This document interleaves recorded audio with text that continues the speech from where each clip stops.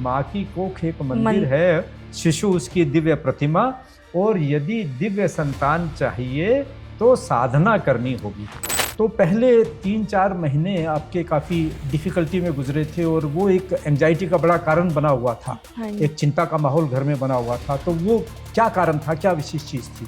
Conceive जब हुआ था तो मतलब डॉक्टर ने बोला था कि आपकी प्रेगनेंसी थोड़ी कॉम्प्लिकेटेड है, आप बेड रेस्ट पे ही रहिए तो वो आपके लिए ज़्यादा बेटर रहेगा। केवल मंगल भावना चैंट करने से एंजाइटी लेवल तो दूर होने का क्या कारण हो सकता है? एक तो म्यूज़िक उसका इतना सूदिंग और पीसफुल है, उससे आप ऑलरेडी बेबी की भावनाओं आप फ़ील कर पाते हो, बेबी ऐसे कर रहा है, ये कर रहा है, तो आप अपने आप ही मतलब उससे आप पीस हो जाते हो और आपका एंग्ज़ायटी लेवल ऑटोमेटिकली कम हो जाता है मंगल भावना करने से। मैंने आपसे ये प्रश्न पूछा था डाइट के बारे में कि डाइट के बारे में आपने कुछ विशेष ख्याल रखा था इस हाँ जी, डाइट भी बहुत मैटर करती है आपकी प्रेगनेंसी कि आपने क्या अच्छा खाया पिया। गर्भ में जो काम आप कर सकते हैं उतना बढ़िया काम तो शायद शिशु के जन्म लेने के बाद हो ही नहीं सकता। ये ट्रांसफॉर्मेशन अगर आपका हुआ और आप में कॉन्फिडेंस आया तो ये क्यों आया, कैसे आया? नमस्कार। हमारे दिव्य संतान कार्यक्रम में दिव्य माताओं के अनुभव बहुत ही रोचक हैं। हर माता से बात करना एक नया अनुभव, एक नई दृष्टि देता है। आज हमारे साथ हमारे स्टूडियो में उपस्थित हैं नैन्सी गुप्ता, जिनकी प्रेगनेंसी की जर्नी अपने आप में एक विशिष्ट रही है। आज हम उनसे चर्चा कर उनके अनुभव के बारे में और कैसे उन्होंने दिव्य संतान कार्यक्रम को अपनाया और उस संबंध में उनका क्या अनुभव रहा वह जानने का प्रयास करेंगे। नैन्सी जी, आपका स्वागत है इस कार्यक्रम में। तो मैं सबसे पहले आपसे यही प्रश्न करना चाहूँगा कि आपकी प्रेगनेंसी की जर्नी कैसे स्टार्ट हुई, वह कैसा अनुभव था और किन स्थितियों से आप गुजरी? नमस्कार एवरीवन। मेरी प्रेगनेंसी की जर्नी डिफ़िकल्ट थी थोड़ी और मतलब थोड़ा-सा स्ट्रेस लेवल भी और एंग्ज़ायटी भी रहती थी हम लोगों को कि मैं कब कंसीव करूँगी, कैसे करूँगी। और जब मैंने कंसीव किया तो मेरी मदर इन लॉ ने मुझे बताया कि मामा जी सेशंस लेते हैं, तो एक बार तुम ट्राई करके देखो। मैंने कहा ठीक है, मैं एक ट्रायल करती हूँ।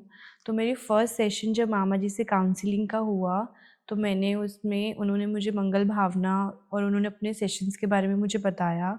तो उन्होंने मुझे रिकॉर्डिंग भेज दी थी कि आप ये ट्राई सुन के देखना और करके देखना। पर जहाँ तक मुझे याद है, इससे तो मेरे ख्याल में अब लगभग 1.5 साल 2 साल हो गया, लगभग 1.5 साल से ऊपर का समय हो गया। तो पहले 3-4 महीने आपके काफ़ी डिफ़िकल्टी में गुजरे थे और वो एक एंजाइटी का बड़ा कारण बना हुआ था। हाँ, एक चिंता का माहौल घर में बना हुआ था, तो वो क्या कारण था, क्या विशेष चीज़ थी? वो 3-4 महीने मैं यहाँ पे थी ही नहीं अपने घर पे, मैं अपनी मम्मी के घर पे थी उस टाइम पे और मैं अपनी मम्मी के घर पे ही थी।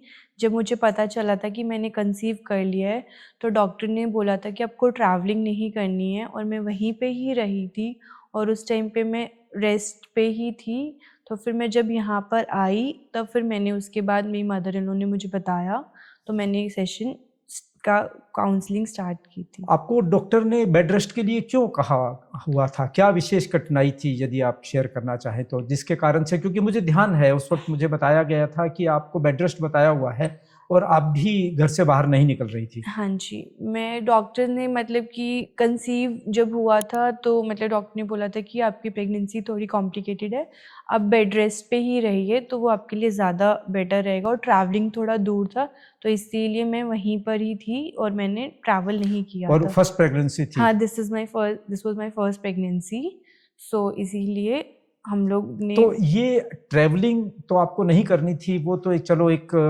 फिजिकल उसका हो गया, लेकिन इसके अलावा भी किसी तरह की कोई एंजाइटी थी, इसके अलावा भी किसी तरह का कोई स्ट्रेस था आपके मन में?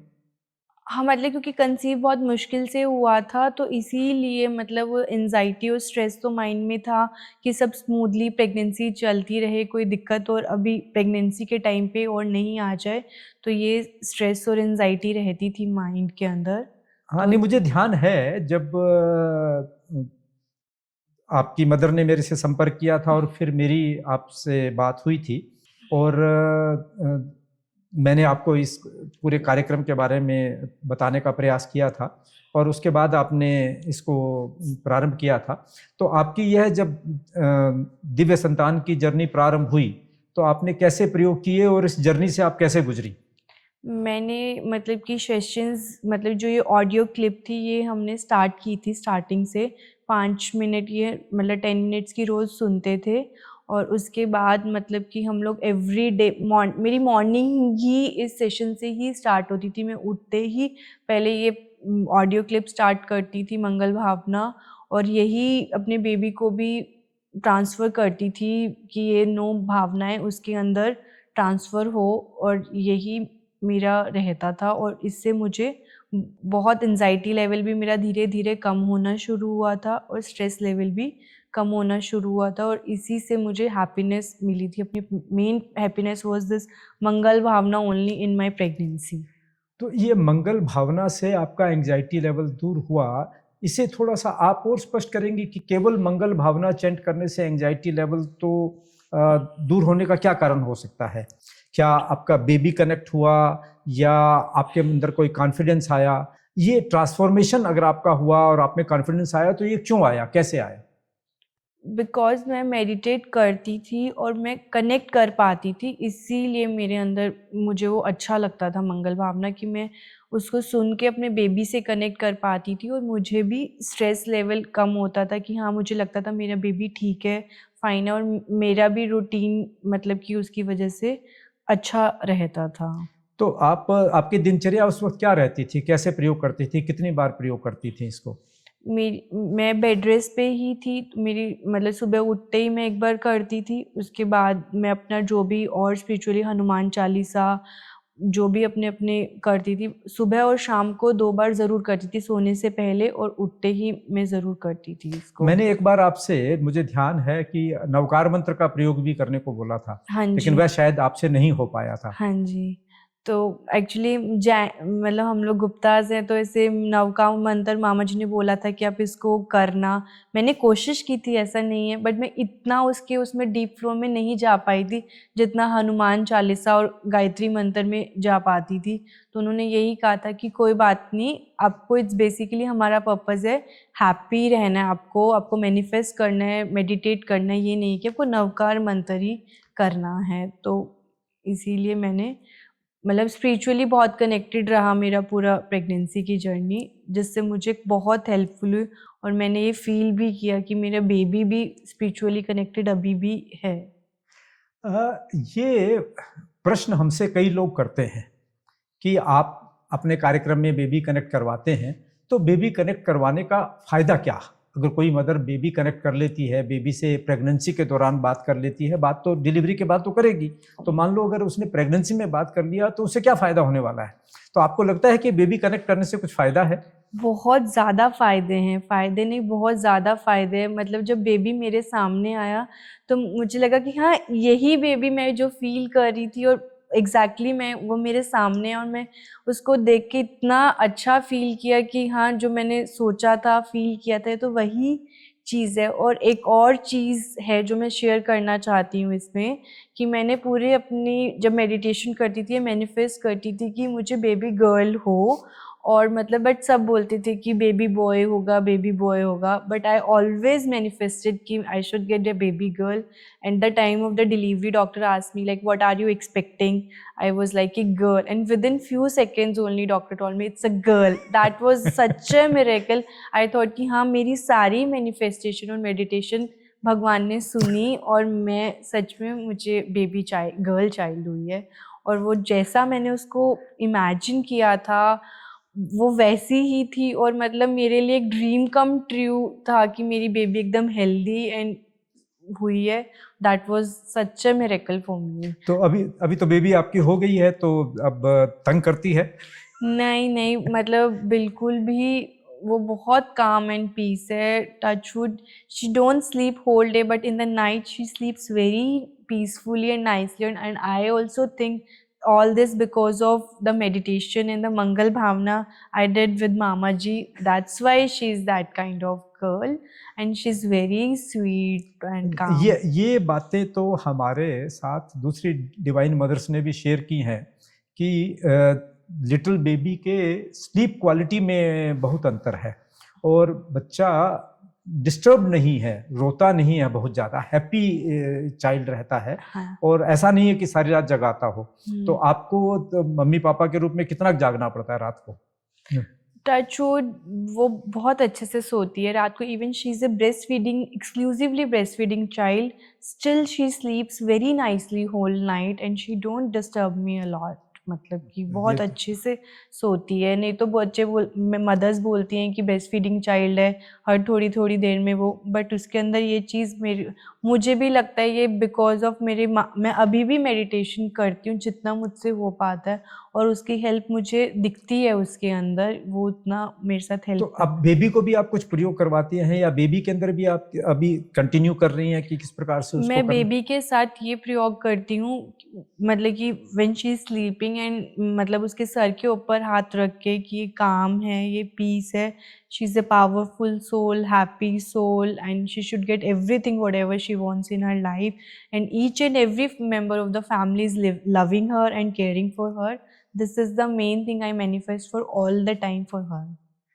आपके हस्बैंड तो प्रयोग बहुत नहीं कर पाए थे जहाँ तक मैं जानता हूँ। आप या अगर उन्होंने किया हो तो उनका अनुभव कैसा रहा, और किसी स्टेज पर आपके father in law mother in law भी इन्वॉल्व हो पाए या नहीं? क्योंकि हमारा तो ये प्रयास रहता है कि पूरी फैमिली उसमें इन्वॉल्व हो जाए। मेरे हस्बैंड भी बहुत ज़्यादा वोकालिक है, तो स्टिल उन्हें टाइम नहीं मिलता था। फिर भी उन्होंने ये मंगल भावना मेरे साथ करी है, बहुत बार करी है। लास्ट के 2 मंथ्स तो उन्होंने रात को हम दोनों ही करके सोते थे, और वो भी स्टार्टिंग में उन्हें इतना इंटरेस्ट नहीं आता था, बट बाद में उन्हें भी बहुत अच्छा लगता था। उन्हें भी लगता था मैं फ़ील कर पा रहा हूँ बेबी को, and he also used to connect with baby, and we oh! All liked it a lot. कि इवन मेरे फादर इन लॉ ने मेरे साथ नहीं किया था, बट मैंने उन्हें बोला था, उन्होंने किया था, तो उन्हें भी बहुत अच्छा लगा था, उन्हें भी बहुत पीस मिला था करके। अ, आप आपकी हम उम्र की दूसरी बच्चियां होंगी जो माता बनने की तरफ आगे बढ़ रही होंगी या जिनकी माता बनने की इच्छा होंगी, तो उनके साथ अपना कोई थॉट आप शेयर करना चाहेंगी? मैं उन माताओं के साथ ये शेयर करना चाहती हूँ कि आप ये ज़रूर करिए, आप चाहे वर्किंग मदर्स हैं या नॉन वर्किंग मदर है, but if you are working still you can give 10 to 15 minutes, that's very easily we all can give. तो इससे करके आपकी जर्नी इतनी स्मूथली जाएगी, आपको भी नहीं लगेगा कि मैंने क्या कर लिया है। उससे आपको जब बेबी हो जाएगी तो आपको लगेगा कि मैंने बहुत अच्छा किया। इससे आपका पूरा टाइम पीरियड इतना पीसफुली और काम निकलेगा, आपने सोचा भी नहीं होगा। सो मेरी सबसे यही रिक्वेस्ट है कि आप ज़रूर एक बार ट्राई तो करके देखिए, फर्स्ट सेशन तो एटलीस्ट लेके हमारे देखिए। पास बहुत से केसेस पर्टिकुलरली, जैसा आपने भी वैसे जिक्र किया कि आईवीएफ वगैरह के थ्रू जब ट्राई करते हैं तो ऐसे केसेस बहुत आते हैं। और आप ये भी जानती हैं कि आईवीएफ की जर्नी भी कोई आसान जर्नी नहीं होती है, उसमें कई बार मल्टीपल अटैम्प्ट्स भी लेने पड़ते हैं। और जहाँ मल्टीपल अटैम्प्ट्स होते हैं वहाँ मदर्स का एंग्जाइटी लेवल बहुत ज़्यादा बढ़ जाता है कि ये सफल होगा कि नहीं होगा, they don't want this to fail. तो उनका एंग्जाइटी लेवल बहुत ज़्यादा हो जाता है। और हमारा प्रयास यही है कि फियर और एंग्जाइटी जितना मिनिमम हो सके, और हमारा अनुभव भी यही रहा है कि फियर एंग्जाइटी कम हुआ। तो आपका जो फियर और एंग्जाइटी कम हुआ, तो मैं आपसे आपकी भाषा में ये समझना चाहता हूँ कि फियर और एंग्जाइटी का कम होने का और इस प्रयोग करने का आपस में कैसे संबंध रहा, क्यों हुआ? हम अपनी बात कहते हैं, लेकिन आपका अनुभव क्या था? मतलब कि जब आप सेशन स्टार्ट करते हो तो आपको not from the first day I can say कि आपका फियर चला जाएगा, एंजाइटी लेवल कम हो जाएगी, पर जैसे जैसे हम सेशंस करते हैं आप उसके अंदर इतना डीपली इन्वॉल्व हो जाते हो मेडिटेशन के अंदर। उसकी वजह एक तो म्यूज़िक उसका इतना सूदिंग और पीसफुल है, उससे आप ऑलरेडी बेबी की भावनाओं आप फील कर पाते हो, बेबी ऐसे कर रहा है, ये कर रहा है, तो आप अपने आप ही मतलब उससे आप पीस हो जाते हो और आपका एंजाइटी लेवल ऑटोमेटिकली कम हो जाता है मंगल भावना करने से। तो यही एक रीज़न है, आपको करना चाहिए मंगल भावना। मैं ये बात अपने दिव्य संतान कार्यक्रम से जुड़ने वालों को ये जरूर कहना चाहूँगा कि यह हमारी एक एंशियंट विजडम भी है, एंशिएंट नॉलेज भी है कि गर्भ में आने के बाद शिशु माता पिता से अथवा परिवार से अलग नहीं रहता है। वह फ्लैश एंड ब्लड में हो सकता है हमें 9 महीने के बाद दिखाई दे, परंतु जिस दिन से वह गर्भ में आ गया वह अपने आप में पूर्ण है और हमें उसका पालन पोषण, उनकी ग्रोथ के ऊपर, उसकी डेवलपमेंट पे वैसे ही काम करना है जैसे बच्चे के जन्म के बाद करते हैं। हम तो ये कहना चाहेंगे कि गर्भ में जो काम आप कर सकते हैं उतना बढ़िया काम तो शायद शिशु के जन्म लेने के बाद हो ही नहीं सकता। आप किसी मेडिकल प्रोफेशनल के पास जाइए और बेबी का ग्रोथ चार्ट आप तैयार कीजिए, उसका ग्राफ तैयार कीजिए, तो आप देखेंगे ग्राफ एक पर्टिकुलर स्केल में जा रहा है और वह स्केल धीरे धीरे स्लो होता है। वह फास्टेस्ट कब होता है? जब अर्ली चाइल्डहुड होता है। जितना पीछे जाएंगे उतना वो फास्ट है और उसी क्रम को आगे बढ़ाते हुए उसकी गति सबसे ज्यादा तेज है जब वह गर्भ में है। तो गर्भ में हम जितना उस पर काम कर सकते हैं और उस वक्त जो उसका ऊर्जा का स्तर हम बना सकते हैं, तो उतना स्तर बाद में निर्माण करने में आपको उससे कई गुना ज्यादा मेहनत करनी पड़ेगी। तो इसी क्षण मेहनत कर लिया जाए तो उसका बहुत अंतर पड़ता है और लगभग हमारी सभी दिव्य माताओं का यही अनुभव है। आपने खान पान के बारे में भी कोई विशेष ध्यान रखा था इस एक समय? बात मैं कहना चाहूँगी, जो आपने बोली है कि गर्भ से ही अगर हम बच्चे के ऊपर ध्यान दें, तो ये चीज़ सच में मतलब कि spiritually she is very spiritual child, because मैंने लगता है मैंने गर्भ में इतनी पूजा पाठ की है तो ऑटोमेटिकली मतलब मुझे उसे नहीं बोलना पड़ता। अभी हमने भागवत कथा करवाई और वो डिवाइन चाइल्ड कृष्ण कन्हैया बना था, वहाँ ठाकुर जी की गोदी में वो साइलेंटली 20 मिनट्स बैठी रही। मतलब सब पूरी कितना मतलब 100-200 लोगों की ऑडियंस थी and she has not uttered a single word and cranky कुछ भी नहीं। She enjoyed each and everything. माखन लगा रहे हैं उसके ऊपर, मिश्री लगा, उसने इतना एंजॉय किया। मतलब हर स्पिरिचुअल फंक्शन पे उसने मुझे कभी भी ऐसे नहीं कि मुझे लगता है कि रोएगी, मैं डरती हूँ हर उसमें कि ये क्या, बट हमेशा हर जगह इसने बहुत अच्छे से, घर पे कोई भी पूजा कर रहा है, इसके दादू दादी, शी ऑलवेज हरसेल्फ गो इन मंदिर एंड एंजॉय दैट पूजा। तो ये मुझे लगता है जो मामा जी ने बोला कि हमने घर में ही वो कर लिया, मैंने तो उसको आने के बाद ऐसे हम बच्चे को क्या सिखाए कि आप मंदिर में चले जाओ, वो automatically when the day she started crawling she herself go and enjoy in मंदिर एंड ऑल। मैं आपने जो बात कही उससे संबंधित एक बात कहना चाह रहा हूं। हम जीवन के उस दौर से गुजर रहे हैं जहां माता पिता यह महसूस करते हैं कि वे अपनी अगली पीढ़ी से डिस्कनेक्ट हो रहे हैं। एक तरफ तो जनरेशन गैप कह देना वह तो एक विषय है कि हमारा समझ का या नॉलेज का स्तर अलग हो गया, एक नई टेक्नोलॉजी आ गई, नई सोच आ गई, वह एक अलग विषय है।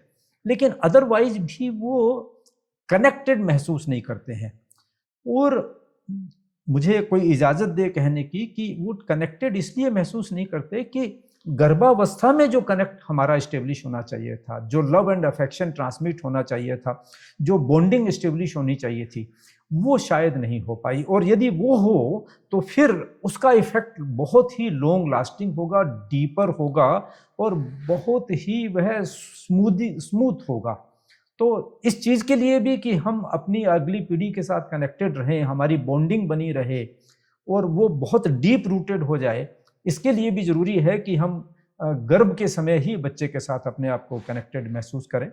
तो मैंने आपसे ये प्रश्न पूछा था डाइट के बारे में कि डाइट के बारे में आपने कुछ विशेष ख्याल रखा था इस? हाँ जी, डाइट भी बहुत मैटर करती है आपकी प्रेगनेंसी कि आपने क्या अच्छा खाया पिया। अगर हमारा खान पान अच्छा रहता है तो बच्चा भी उतना ही हेल्दी बॉर्न होता है। मैंने भी बहुत अच्छा खाया पिया और बाहर का खाना बहुत कम खाया था, उससे भी मतलब टचवुड ये बहुत कम ही बीमार हुई। हुई। भी कम देखा था? टीवी तो I have not used at all, मतलब कि even the she is now 10.5 month, मेरे रूम में टीवी ऑन नहीं है अभी तक। मैं she is totally screen free. मतलब मैं ये भी आपकी एक बहुत बड़ी साधना है। और हम तो ये कहते ही हैं कि माँ की कोख एक मंदिर है, शिशु उसकी दिव्य प्रतिमा, और यदि दिव्य संतान चाहिए तो साधना करनी होगी। तो यदि हम शिशु के जन्म को कैजुअली लेंगे, केवल एक बायोलॉजिकल फिनोमिना लेंगे, एक मेडिकल उसके रूप में देखेंगे, तो लिमिटेड हमें उसका रिटर्न मिलेगा। और यदि हम उसको साधना के रूप में लेंगे तो फिर वैसा ही हमें रिटर्न भी मिलेगा। इस बात के प्रति भी हमें जागृति रखनी होगी। तो आप हमारे स्टूडियो में आई और आपने हमारे साथ अपने थॉट शेयर किए, तो इसके लिए हम आपका हमारे दिव्य संतान कार्यक्रम की ओर से आपका आभार व्यक्त करना थैंक यू। चाहेंगे। धन्यवाद।